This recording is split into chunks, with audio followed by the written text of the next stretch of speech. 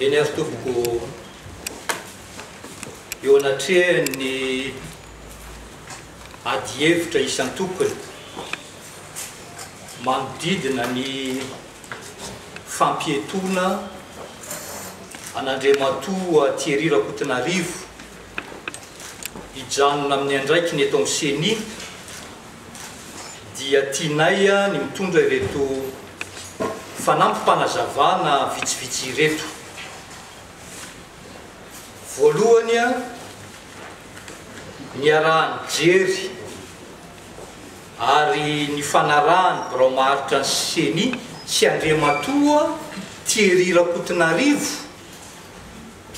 ny tokony hijanonany amin'ny andraikiny tao aorianany fanambarana izay nataony niteraka savorivory teto amin'ny firenentsika. Na ny tenany na ny braomaharitra dia samy resy lahatra fa izany no lalana anarenana ny tsy mety ary iverenany filaminana eto Madagasikara. Faharoa, noho ny fahamehana izay nisy teto amin'ny tany sy ny firenena no nahatonga ny CENI nangataka tao anatin'ny taratasy tamin'ny 10 marsa lasa teo mba hoeny amin'ny fitsarana avo momba ny lalam-panorenana Andriamatoa Thierry Rakotonarivo no hitondra ny fiarovan-tenany raha misy. Tsy neken'ny fitsarana avo moa zany ka naveriny taty amin'ny CENI ny antota taratasinady tamin'ny 10 marsa lasa teo mba hampiarana ny andininy 720 sy ny manaraka ny fitsipika anatiny. Ny 12 marsa dia nametra-pialana tamin'ny andraiky ny teto amin'ny CENI Andriamatoa Thierry Rakotonarivo ary io daty io ihany dia nankatoavy ny braomaharitra ny CENI izany fialana izany. Androany 12 marsa dia nangataka any amin'ny fitsarana avo izahay mba hanonana fa misy ny fabanga-toerana. Fahadimy, raha manonona izany ny fitsarana avo dia iangavy Andriamatoa filohan'ny antenimieram-pirenena izahay hikarakara ny fandefasana ny solony. Raha fehezina izany dia mifototra amin'ny famoahana vaovao tsy nahazo ny fankatoavan'ny braomaharitra fa indrindra niteraka savorivory sy korotana no antony nampiatona an'Andriamatoa Thierry Rakotonarivo. Manarak'izany dia manararoatra izao fotoana izao zahay entina anamafisana ireto toe-javatra manaraka ireto. Voalohany, ny fisiany ny laharana kara-panondro mitovy ao anaty lisam-pifidianana dia tsy manova velively ny voka-pifidianana. Faharoa, ny CENI dia nanana fitoetra mangarahara ny manodidina izao raharaha izao.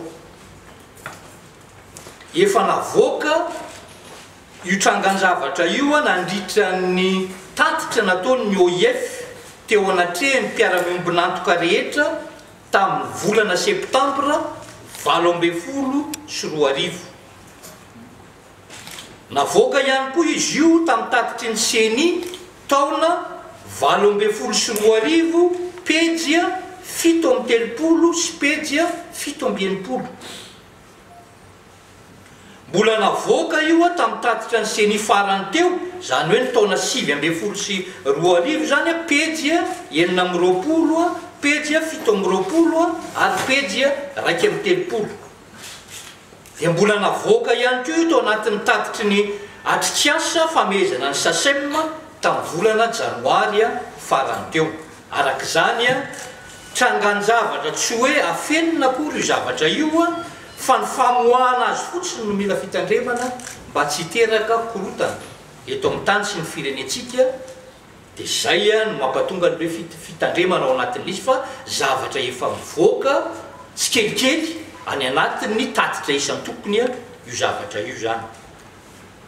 Fahatelo, tsy tiseny izay tantanana ity no fototsy ny tsy fahatombanana io, fa efa fitambarana tsy fietezana mandritra ny taona maro io zany.